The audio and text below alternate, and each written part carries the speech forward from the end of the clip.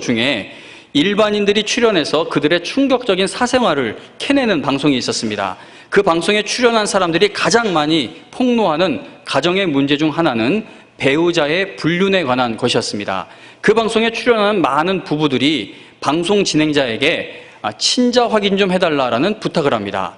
친자 확인을 위해서 유전자 감식을 해보면 검사 결과가 충격적일 때가 많았습니다. DNA 검사를 해보니까 아이의 아빠가 다른 사람인 것입니다. 그러니까 아내가 이제 남편의 불륜을 폭로하기 위해서 데리고 나왔는데 남편이 몰래 내 친자 자식을 이제 확인을 해달라고 신청해 낸 거예요. 그래서 남편 불륜 폭로하려고 나왔다가 애가 아빠가 다른 사람의 아빠인 게 들통이 나는 것이죠.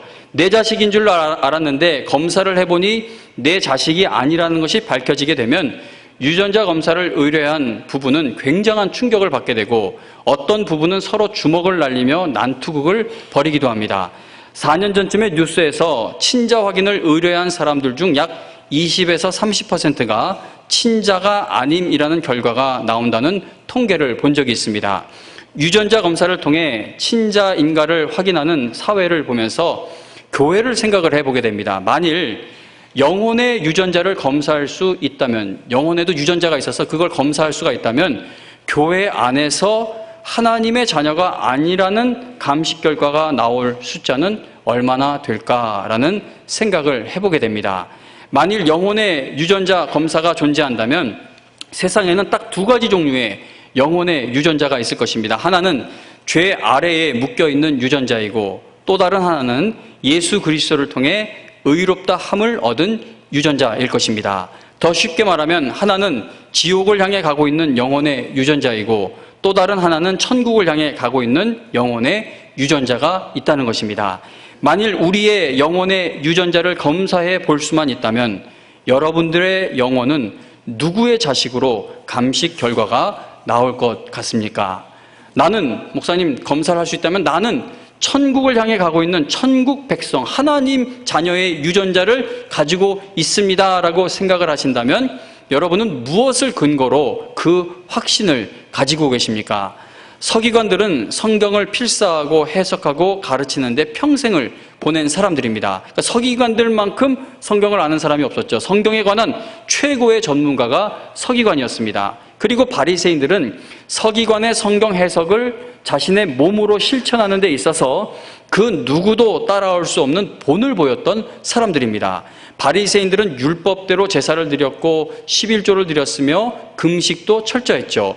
기도 생활도 빼먹지 않았습니다. 그 누구도 바리새인보다 율법 지키는 일에 더 열심을 냈던 사람은 없습니다. 그래서 만일 천국에 단 두 사람만 갈 수 있다면 한 사람은 서기관이고 다른 한 사람은 바리새인일 것이다 라는 유대의 속담이 있을 정도였습니다. 그러나 예수님께서는 그들을 하나님의 자녀로 인정하지 않으셨습니다. 서기관과 바리새인은 자신들이 하나님의 자녀라고 확신했고 그리고 다른 사람들도 서기관과 바리새인은 반드시 천국에 들어가게 될 것이다 라고 확신을 했는데 그런데 그들의 영혼의 유전자를 검사해 보니 어떤 결과가 나옵니까? 그들은 독사의 자식들이다라는 결과가 나오게 됩니다. 산상수훈의 거의 마지막 부분인 마태복음 7장 22절 23절에 보면 예수님께서 이런 말씀을 하십니다. 그날에 많은 사람이 나더러 이르되 주여 주여 우리가 주의 이름으로 선지자 노릇하며 주의 이름으로 귀신을 쫓아내며 주의 이름으로 많은 권능을 행하지 아니하였나이까 하리니 그때에 내가 그들에게 밝히 말하되 내가 너희를 도무지 알지 못하니 불법을 행하는 자들아 내게서 떠나가라 하리라 라고 말씀하시는데 이 말씀은 언제 읽어도 가슴이 철렁 내려앉게 만드는 말씀입니다.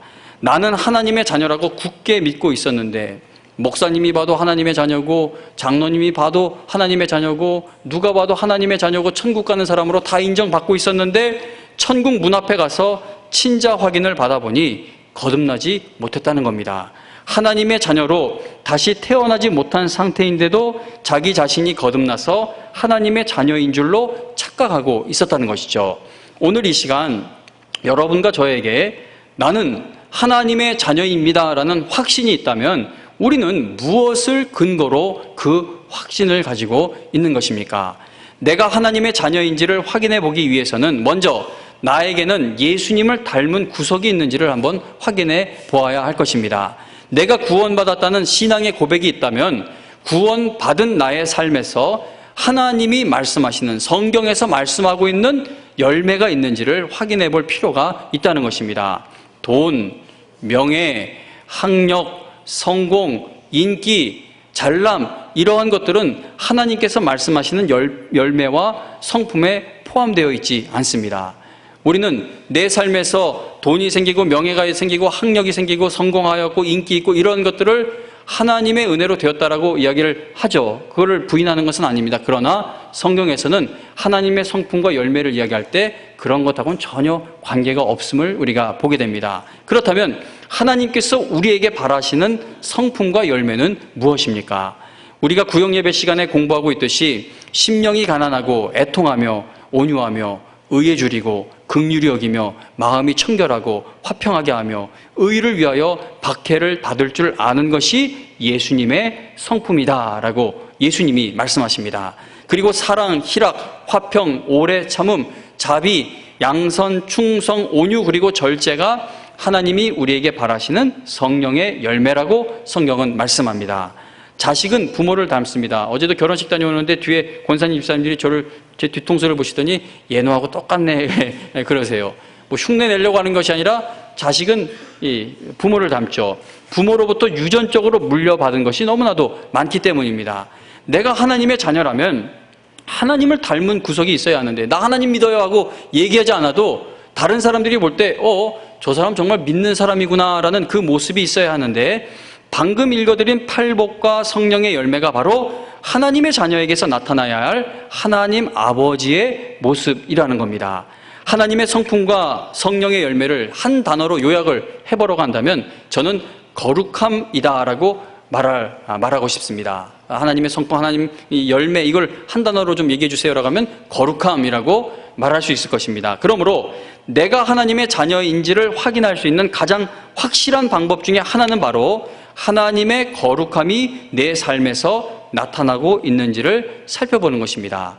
아무리 크게 성공하고 하나님이 기도 응답해 주셔서 이렇게 되었다고 하더라도 그 사람의 삶에서 거룩함이 보이지 않는다면 그건 하나님을 닮지 못하고 있는 하나님의 자녀의 모습이 아니고 병약하고 세상에서 무시당해도 그 어려움 가운데 하나님의 성품이 드러나고 있다면 그 사람은 천성을 향해 가고 있는 하나님의 자녀일 것입니다.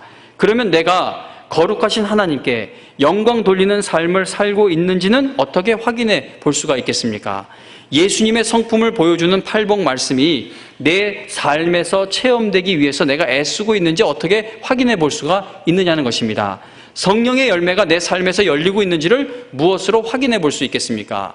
우리는 착각에 잘 빠지잖아요. 어저께 김건순 권사님이 그 결혼식에서 그 예쁜 꽃다발 줬는데 집에 들어가면서 걱정을 해요. 이거 아내가 자기 주려고 갖고 온 걸로 오해하면 어떡하지? 그래서 문을 열자마자 착각하지 마라 얘기를 했어요.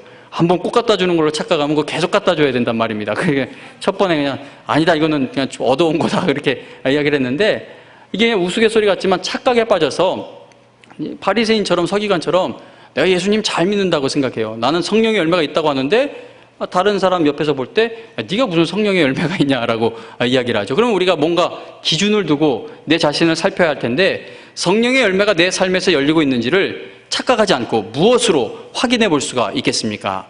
베드로전서 1장 15절에 보면 너희를 부르신 거룩한 이처럼 너희도 모든 행실에 거룩한 자가 되라고 말씀합니다. 하나님께서는 우리에게 내가 거룩하니 너희도 거룩할지어다 라고 명령하십니다. 내가 나의 모든 행실에서 거룩함을 추구하고 있는지를 어떻게 확인할 수가 있겠습니까? 거룩하신 하나님의 가장 큰 특징이 무엇일까요? 거룩하신 하나님의 가장 큰 특징, 성경은 하나님은 사랑이시다라고 말합니다. 그런데 사랑이신 하나님이 홍수로 세상을 심판하셨던 이유가 무엇입니까? 사랑이신 하나님께서 어떤 때는 잔인해 보일 정도로 이스라엘 민족에게 다른 민족을 전멸시키라고 하시는 그 이유는 무엇입니까? 사랑이신 하나님의 거룩한 속성이 죄를 용납하실 수가 없기 때문입니다. 그러므로 죄에 대한 나의 반응을 살펴보면 내가 거룩한 삶을 추구하고 있는지를 확인해 볼 수가 있다는 것입니다. 그러니까 다른 사람이 어떻게 인정을 해주든 인정하지 않던, 아니 내 스스로 어떻게 생각하든 그거 다 뒤로 밀어놓고 내가 세상 살아가며 교회에서나 어디서나 죄가 내 앞에 놓이고 죄가 나를 유혹할 때 그 죄의 문제 앞에서 내가 어떻게 반응하는가를 보면은 내가 하나님의 자녀인지 아닌지를 우리가 가늠할 수가 있다는 것이죠. 내가 얼마나 많은 복을 받았는가를 보여주는 것만으로는 거룩하라는 하나님 말씀에 순종하고 있는지가 증명되지 못합니다. 내가 얼마나 신비한 체험을 많이 하였고, 내가 얼마나 큰 은사를 받았고, 내가 얼마나 교회에서 열심을 내고 있고, 내가 어떤 기도 응답 받았고, 내가 헌금 11조를 얼마나 철저히 드리고 있고, 내가 모태신앙이고 내가 교회에서 어떤 직분을 받았는가는 거룩하라는 하나님 말씀에 순종하고 있는지에 대한 증거가 되지 못한다는 겁니다. 실망되시죠? 죽어라 교회 섬기고 있더니 또 저런다 생각하실 수가 있는데, 우리가 11조 헌금 철저히 드리면서도 세상 나가서 도둑놈 심보로 살아갈 수가 있어요. 교회에서 열심히 하면서도 직장에 가서는 다른 사람 괴롭히는 사람, 가정에 가서 가족들, 뭐 부모님이든 며느리든 자식이든 가슴을 찌르는 말을 뱉는 사람이 될 수도 있어요. 이 모습만 가지고는 거룩하라는 말씀에 순종하고 있는지를 증명할 수가 없다는 겁니다. 그러나 내가 죄에 대해서 반응하는 모습을 살펴보면 내가 거룩하니 너희도 거룩할지어다라는 하나님 말씀에 순종하고 있는지가 드러나게 된다는 겁니다. 나에게 성령의 열매가 있는지를 확인하고 싶고, 그리고 팔복에서 말씀하는 예수님의 성품이 나에게서 나타나고 있는가를 알고 싶다면 내가 죄에 대하여 얼마나 민감하게 반응하고 있는지를 살펴보면 된다는 것이죠. 정말로 천국을 향해 가고 있는 영혼의 유전자를 얻게 된 사람은 죄에 대하여 굉장히 민감하게 반응을 하게 됩니다. 그 알레르기가 있으면 몸이 저절로 반응합니다. 예를 들어 꽃가루 알레르기 있으면은 뭐 봄이 왔습니다, 꽃가루가 날립니다, 말해줄 필요도 없이 몸이 먼저 저절로 반응을 하죠. 하나님은 거룩하십니다. 그렇다면 하나님을 아버지라고 부르며 예수님을 주님이라고 부르며 따르고 있는 그리스도인들에게서는 하나님의 자녀답게 거룩한 모습, 예수님의 종답게 거룩한 일들에 순종하는 모습이 삶의 모든 영역에서 나타나야 한다는 것입니다. 예수님을 믿은 지 아무리 오래되었어도 삶에서는 하나님 아버지를 닮은 모습이 전혀 나타나고 있지 않다면, 즉 거룩한 변화가 전혀 없다면, 예수님을 따르는 모습이 전혀 없다면 그러한 구원의 확신은 반드시 다시 점검해 볼 필요가 있는 것이죠. 부모님의 유전자를 물려받은 자녀에게서 부모를 닮은 모습이 저절로 나타나게 되는 것처럼 구원받은 사람들에게서는 하나님 아버지의 거룩함을 닮아가는 모습이 나타나야 할 것입니다. 거룩하신 하나님 아버지처럼 죄에 민감하게 반응하는 모습이 하나님의 자녀들에게서 나타나야 한다는 겁니다. 하나님의 자녀라면 하나님을 닮아가는 모습이 있어야 합니다. 예수님을 믿지 않는 사람들에게는 예수님의 성품을 닮아가고 성령의 열매가 열리는 것이 불가능한 일입니다. 세상 사람들은 이게 이룰 수 없는 일이에요. 뛰어들 수 없는 일입니다. 그러나 예수님을 구주로 영접한 사람들에게는 이게 가능한 일입니다. 왜냐하면 예수님을 믿는 순간부터 우리는 하나님의 자녀로 입양이 되기 때문입니다. 예수님께서 인간의 몸을 입고 이 땅에 오셨던 목적이 무엇입니까? 갈라디아서 말씀을 한번 찾아보겠습니다. 갈라디아, 오늘 성경을 몇 군데를 찾아보겠는데, 성경 찾는 게 너무 어려우신 분들은 제가 천천히 읽어드릴 테니까 보셔도 되고, 또 함께 눈으로 읽으면 조금 더 이해가 쉽겠죠. 갈라디아서 4장, 신약성경 305페이지입니다. 신약성경 305페이지, 갈라디아서 4장 4절부터 7절 말씀입니다. 신약성경 305페이지에 있는 갈라디아서 4장 4절부터 7절 말씀, 오늘 성경 몇 군데를 찾아보겠는데 먼저 갈라디아서 말씀을 보겠습니다. 갈라디아서 4장 4절부터 7절 말씀을 보시면, 제가 읽어드릴 테니까 예수님께서 인간의 몸을 입고 이 땅에 오신 목적이 무엇이다라고 성경이 말씀하는지 한번 보시기 바랍니다. 읽어드립니다. 때가 차매 하나님이 그 아들을 보내사 여자에게서 나게 하시고 율법 아래에 나게 하신 것은, 왜 나게 하셨습니까? 율법 아래에 있는 자들을 속량하시고 우리로 아들의 명분을 얻게 하려 하심이라. 너희가 아들이므로 하나님이 그 아들의 영을 우리 마음 가운데 보내사 아빠 아버지라 부르게 하셨느니라. 그러므로 내가 이후로는 종이 아니요 아들이니, 아들이면 하나님으로 말미암아 유업을 받을 자니라. 아멘. 지금 읽은 말씀을 보시면 하나님께서 그 아들을 보내신 것은 우리로 아들의 무엇을 얻게 하시려고, 아들의 명분을 얻게 하려 하십니다 라고 말씀합니다. 예수님의 사역을 통해 하나님의 자녀가 된 자들은 이제 하나님을 어떻게 부를 수 있게 되었습니까? 아빠, 아버지라고 부를 수가 있게 되었습니다. 로마서 8장 14절과 15절에 보면 무릇 하나님의 영으로 인도함을 받는 사람은 곧 하나님의 아들이라.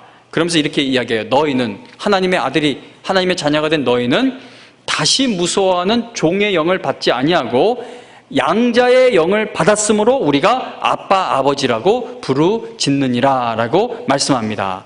지금 읽어드린 로마서를 보시면 우리가 하나님을 아빠, 아버지라고 부를 수 있는 하나님의 자녀가 된 것에 대해서 양자의 영을 받았다라고 말씀합니다. 하나님 아버지께서 우리를 입양해 주신 것이죠. 하나님께 입양되기 위해 필요한 모든 절차를 성부, 성자, 성령 하나님께서 처리해 주셨습니다. 거룩하신 하나님께 입양되기 위해서는 죄의 문제를 반드시 해결해야 하는데 예수님께서 우리 죄의 모든 문제를 단번에 다 처리해 주신 겁니다. 예수님은 인간의 몸을 입고 이 땅에 오셔서 우리가 받아야 할 죄의 형벌을 대신 받으시고 십자가에서 죽으시고 그리고 죽음을 이기시고 부활하셔서 죄의 문제를 완전하고 완벽하게 해결해 주셨습니다.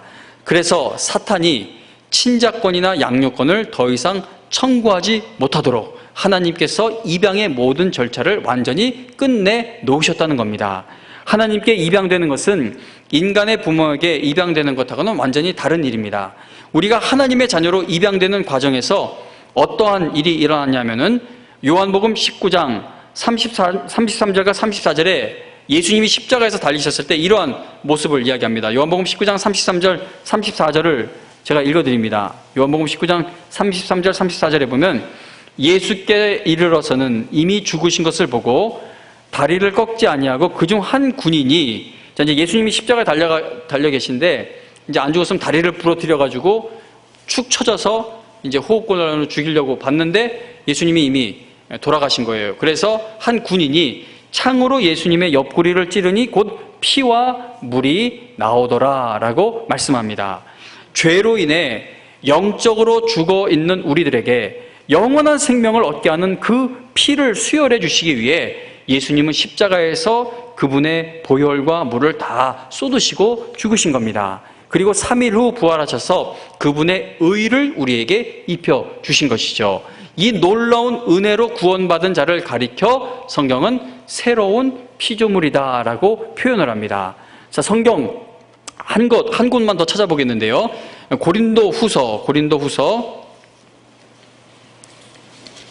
성경 한 곳만 더 찾아봅니다. 고린도 후서 5장입니다. 고린도 후서 5장 17절과 21절입니다. 고린도 후서 5장 17절 21절인데 먼저 신약성경 290페이지 고린도 후서 5장 17절 21절인데 먼저 17절 말씀을 읽겠습니다. 우리 한 목소리로 한번 읽어볼까요? 17절 읽겠습니다. 시작. 그런즉 누구든지 그리스도 안에 있으면 새로운 피조물이라 이전 것은 지나갔으니 보라 새 것이 되었도다. 아멘. 그리고 21절 또 한 목소리로 읽습니다. 시작. 하나님이 죄를 알지도 못하신 이를 우리를 대신하여 죄로 삼으신 것은 우리로 하여금 그 안에서 하나님의 의가 되게 하려 하심이라. 아멘. 자, 구원받은 이후에도 우리의 모습은 똑같아 보입니다. 뭐 이렇게 구원받기 전에 이렇게 생겼는데 예수님 믿고 감격에 차도 뭐 믿는 자들 눈에는 뭐 아름답게 보인다 이렇게 얘기를 하는데 뭐 세상에서 볼 때는 아마 비슷하게 보일 거예요. 우리 구원받기 전이나 후나 모습이 똑같아 보여요. 뭐 돈이 갑자기 더 생긴 것도 아니고 갑자기 더 건강해진 것도 아니고 오히려 교회 일이 더 가중돼서 더 피곤한 것 같기도 하고 믿기 전이나 후나 이 모습이 똑같아 보입니다. 그런데 성경은 누구든지 그리스도 안에 있으면 뭐라고 합니까? 새로운 피조물이라고 말합니다. 그러면 우리가 어떠한 면에서 구원받기 전과 확실하게 달라졌기에 우리를 새로운 피조물이라고 하는 것입니까? 뭐 키가 갑자기 더 자란다거나 아니면 뭐 힘이 갑자기 확 세진다거나 아니면 말빨이 세진다거나 뭔가 좀 남들보다 우월해지면 새로운 피조물이다라고 이야기를 하겠는데 뭐 믿기 전이나 후나 뭐 별로 달라진 것이 없어 보이는데 새로운 피조물이라고 하는 것은 무슨 이유에서입니까? 방금 읽은 21절에서 보시듯이 예수님께서 우리를 대신해 죄의 형벌을 받으신 것은 우리가 예수님 안에서 뭐가 되게 하기 위해서 하나님의 의가 되게 하시기 위함이었기 때문에 구원받은 사람은 새로운 피조물인 것이죠. 하나님의 의가 우리 안에 있을 수가 없어요. 그런데 구원받은 후에 하나님의 의를 입은 칭의의 은혜를 입은 자가 되었기 때문에 우리는 새로운 피조물이다라고 말할 수 있습니다. 하나님의 의가 되는 것은 우리 힘으로 이루어지는 일이 아닙니다. 성화는 훈련과 여러 경건의 훈련을 받으며 점진적으로 이루어지는 구원의 과정이지만 칭의는 단번에 이루어지는 하나님의 역사입니다. 그 누구도 하나님의 의가 되는 것을 스스로 이루지 못합니다. 우리는 오직 하나님의 은혜로 하나님께 입양이 되어 하나님의 의가 될 수 있는 새로운 피조물이 되었습니다. 물과 기름이 서로 섞이지 못하듯이 하나님의 의는 절대로 죄와 섞이지 못합니다. 그렇다면 하나님의 의가 되게 하시려고 우리를 부르신 하나님이 나의 아빠, 아버지시라면 아버지를 닮은 그 모습이 그 아버지를 닮아서 우리의 삶에서도 죄에 대한 알레르기 반응이 일어나야 마땅하다는 것입니다. 예전에는 예수님 믿기 전에는 본능적으로 죄의 매력을 느끼고 죄된 세상에서 일어나는 일들을 부러워하기도 했지만 이제 거룩하신 하나님을 아빠, 아버지라고 부르는 자녀가 된 이제는 본능적으로 죄에 대한 거부 반응이 일어나야 한다는 겁니다. 오늘 이 말씀은 약 8년 전에 중고등부 학생들에게 전했던 말씀인데 그 당시 탤런트 김정화 씨에 대한 신문 기사를 학생들에게 읽어주었습니다. 8년 전 있었던 일이긴 하지만 여전히 유익한 예가 될 수 있다고 생각되기 때문에 여러분들께도 한 번 더 읽어드리도록 하겠습니다. 연기자 김정화가 자신의 미니 홈피에 남겨진 악플에 지혜롭게 대처해 네티즌들로부터 찬사를 받고 있다. 지난 5일 한 네티즌이 김정화의 미니 홈피에 드라마 바람의 나라에 출연하고 있는 김정화의 연기력에 대한 악플을 남겼다. 악플을 남긴 네티즌은 야 이년아 바람의 나라에서 제발 연기 좀 제대로 하자. 왜 사람 뺨만 때려 죽을래? 크크크 제발 너 때문에 보기 싫어진다라고 공격했다. 이런 악플을 본 김정화는 지난 10일 더 열심히 하겠습니다와 웃음 표시로 겸손한 마음이 담긴 댓글로 답했다. 제가 8년 전에 이 기사를 읽고 나서 이 사람은 어떤 사람인가 탤런트 김정화 씨 홈페이지를 방문해 보았더니 김정화 씨 홈페이지 첫 화면에 십자가 이렇게 걸려 있고 잠언 16장 9절 말씀이 적혀 있었습니다. 사람이 마음으로 자기의 길을 계획할지라도 그의 걸음을 인도하시는 이는 여호와시니라. 내가 거룩하니 너희도 거룩하라는 하나님 아버지의 명령은 하나님의 자녀된 자들의 삶의 모든 영역에서 적용되어야 할 말씀입니다.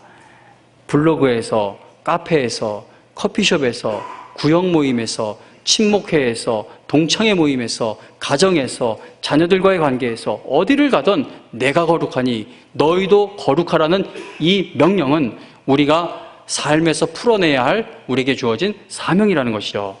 고린도후서 13장 5절에 보면 너희는 믿음 안에 있는가 너희 자신을 시험하고 너희 자신을 확증하라고 말씀합니다.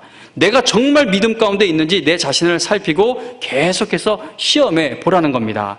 오늘 본문 말씀인 베드로전서 1장 14절에도 보면 하나님의 자녀가 되기 그 이전의 삶처럼 살아서는 안 된다는 것을 강조하고 있습니다. 몇 해 전에 아이를 데리고 놀이터에 놀러 갔다가 정말 오래간만에 중고등학교 때 친구 한 명을 만나게 되었습니다. 그 친구의 집이 놀이터에서 가까웠기 때문에 친구 집을 또 잠깐 놀러 가서 아내하고 같이 이제 가서 차를 마시게 되었는데 그런데 그 친구가 초등학교 2학년인 아들이 모아둔 카드를 전부 갖고 나와서 저에게 보여주면서 야, 네가 목사인데 이것 좀 한번 봐봐. 이런 거 가지고 놀아도 괜찮냐라고 질문을 합니다. 카드를 봤더니 무슨 귀신 그림들로 가득해요, 카드가. 근데 보니까 좀 비싸 보이긴 합니다. 애를 키워보니까는 이제 이거 괜찮겠냐고 하는데 이거 버리기도 진짜 부모 입장에서는 그래도 돈이 들어갔을 텐데 여러 가지 생각을 하다가 아이가 카드를 굉장히 열심히 모은 그 흔적이 보였습니다. 아이는 시무룩한 표정으로 카드와 엄마를 바라보고 있었는데 저는 친구에게 내가 보기에 이 카드를 모으는데 애쓰긴 했겠지만 이거 갖고 노는 것이 영적으로는 좋지 않을 것 같다라고 말했습니다. 친구는 나도 그렇게 생각한다라고 말하면서 아이를 설득해 그 카드를 다 내다 버렸습니다. 아이의 영적 생활에 어떤 것이 유익한가를 생각했기 때문에 내다 버릴 수 있는 결단이었죠. 그러나 세상 사람들의 눈으로 보면 이거는 미친 짓입니다. 와인 한 잔 소고기 스테이크하고 먹었다고 그걸 거론하는 것도 와인의 맛도 모르는 무식한 목사의 발언이고, 세상과 우리는 관점이 달라요. 예전에 어떤 계약서를 작성해야 하는 일이 있어서 이제 서명을 하기 위해서 그 담당자 분을 만났는데, 제가 그만 그 계약서에다가 담당자 분의 이름을 적으면서 그분의 그 성을 잘못 적었어요. 예를 들어 최 씨면은 김 씨라고 이렇게 적었습니다. 그랬더니 그 담당자분이 여자분이었는데 저에게 지금 성폭행 하셨네요 라고 하면서 깔깔깔대면서 웃으면서 얘기를 해요. 그래서 내가 이게 뭐가 웃겨, 나 추행당한 것 같아 막 그리고 속으로 이제 생각을 했는데, 제 이 말씀 드리는 것은 세상은요 죄에 대해 무감각합니다. 세상은요 죄를 즐거워해요. 세상은요 죄를 죄라고 인정하지 않습니다. 범죄를 저질러도요 정상 참작해 주는 거 보면 술 취해서 아니면 가정 환경이 불우해서 다 탓을 하고 원인을 다른 데다 돌리려고 하지, 인간이 하나님께 반역한 마음에서 일어나는 이 슬프고 아픈 일들임을 인정을 하지 않습니다. 성도님 여러분, 그러나 우리는 하나님의 자녀가 되었다면은 죄로 인해 일어나는 모든 일들에 민감해져야 하지 않겠습니까? 거룩하신 하나님을 닮아가는 자녀가 된다는 것은 죄에 대해 민감해지는 것을 뜻합니다. 누가 나에게 악플을 던지는 것에 대해 악하게 대응하는 것이 뜻하지 않게 죄가 될 수 있다는 것을 볼 수 있는 것이 바로 죄에 대한 민감함인 것이죠. 다른 아이들 모두가 다 가지고 노는 장난감이라도 아이의 영혼을 상하게 하는 악한 것이 될 수 있다는 것을 발견하는 것이 바로 죄에 대해 민감한 사람의 모습입니다. 성도님 여러분, 정말 영혼의 DNA 검사, 영혼의 유전자 검사라는 것이 있다면 오늘 이 시간 여러분들의 아버지는 누구라고 결과가 나올 것 같습니까? 죄에 민감하게 반응하는 것은 하나님의 자녀에게서 마땅히 나타나야 할 모습입니다. 하나님을 아빠, 아버지라고 부를 수 있는 하나님의 자녀가 되었다는 사실이 여러분들의 삶의 모든 영역에서 나타나고 체험되기를 바랍니다. 즐거운 마음으로, 우리 모두 즐거운 마음으로 거룩하신 하나님 아버지를 닮아가는 여러분과 제가 되어 죄로 인해 병들고 죄로 인해 썩어가고 있는 저 세상을 하나님의 거룩한 성품으로 치유하고 위로하는 일에 우리 모두 끝까지 쓰임받을 수 있게 되기를 주님의 이름으로 축원합니다. 찬송가 436장 찬송 부르며 준비한 헌금 드립니다.